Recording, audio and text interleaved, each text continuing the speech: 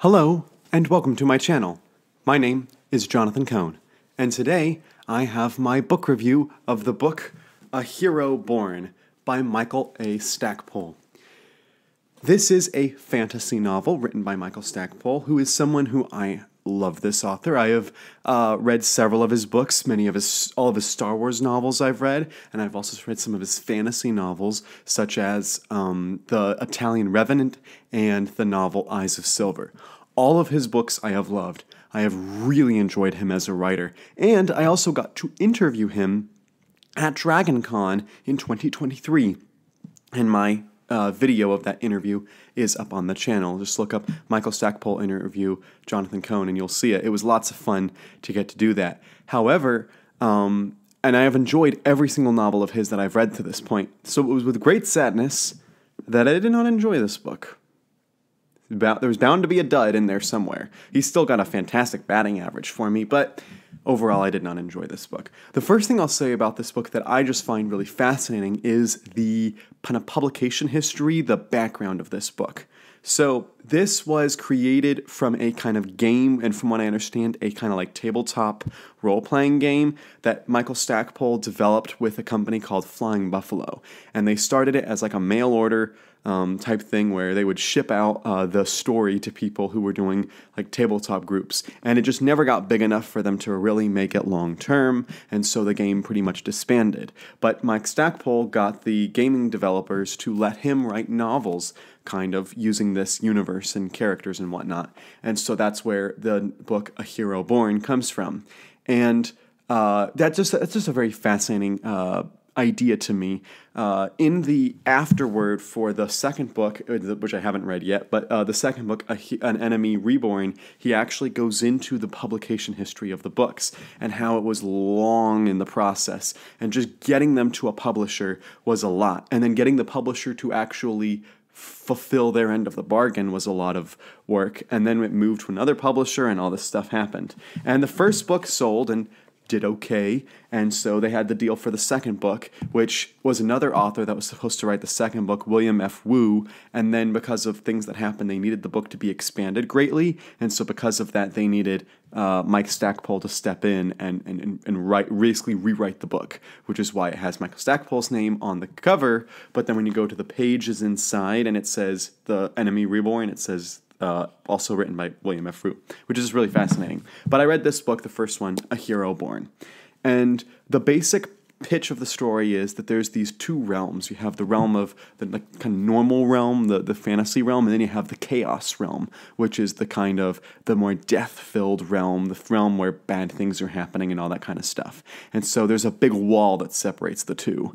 And the main characters in this book, the main character, his name is Lachlan. He is sent on a journey to go up past the wall because there is a bad guy past the wall, and they believe his father is beyond the wall.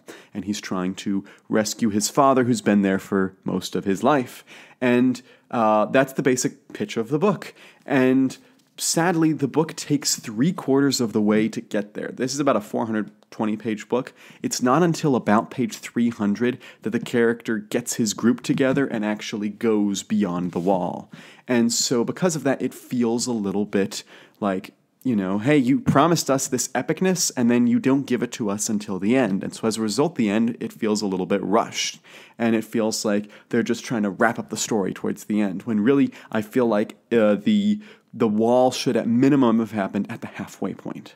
It felt to me like if you are reading The Fellowship of the Ring and they don't leave Rivendell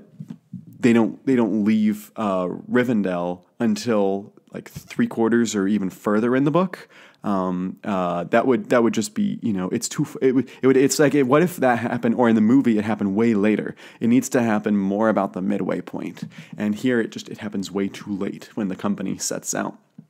And so I didn't love that aspect of the book. And the opening of the book, opening sequence, is mostly about this character. He's training, he's coming up, he has older brothers, and he's sent to go to this Bereaves ball, which eventually is what kind of also sets him on the path of going beyond the chaos.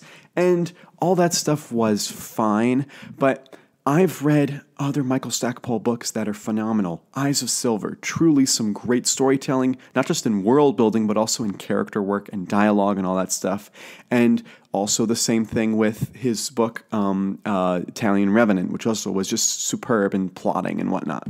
So I know he can write better, so it's really disappointing to see that part just felt very bland. It felt by the numbers fantasy. It felt like he was more just doing that part because that's just what you do, not because that's what the story needed. And so that just, the book felt so bland because of that. And, you know, I don't mind this cover. I think the cover's okay. I just wish that the story had really been more entertaining. And there is one really fascinating part of the world building, which is the way they do chess and the way the characters learn chess and become chess masters and all that stuff. That was really fascinating, and I really enjoyed it. And there were hints of a romance that could happen potentially. That was a little bit interesting. But other than that, everything else in the book was so bland and boring. It didn't excite me. And I was just very disappointed with the way the conclusion happened in the book and the way that we got there. And so it's very sad for me to give a negative rating, not just to this book, which I've been very interested in. I've had this book for like a year or two now. I've had it for more than a year. I've had it for 2 years now. And I just hadn't gotten to it till now. So it's really sad to me that I have to give it such a low ranking, but I would give it a 3 out of 10. Really sad. And, you know, Michael Stackpole, this is I want to say the 11th book of his that I've read, and 10 of them have been not just good, but great or even phenomenal. So the fact that there's one dud in the group shows that Mike's done a pretty good job in his overall career. I don't know if I will read An Enemy Reborn, the sequel. Potentially, I have it on my shelves, so it's possible. But right now, I'm not like pushing it up on my TBR or anything because I just didn't enjoy the first book at all. But I will say, as I said, the publication history behind this series is the most fascinating aspect. So if you can find that somewhere online, I think that's worth it, maybe even if reading the first book isn't. So that's my review of A Hero Born by Michael Stackpole. I will definitely read more of his fantasy novels because I think he's a great author overall. I know I've read some duds. This is just a dud, but let me know your thoughts if you've ever read this book. I'd be curious to see if there's other book readers out there who've read this, and if there are there other Michael Stackpole fantasy novels that you've read. If so, let me know in the comments down below. Please subscribe to the channel, and until next time, I'm Jonathan, and thank you for watching.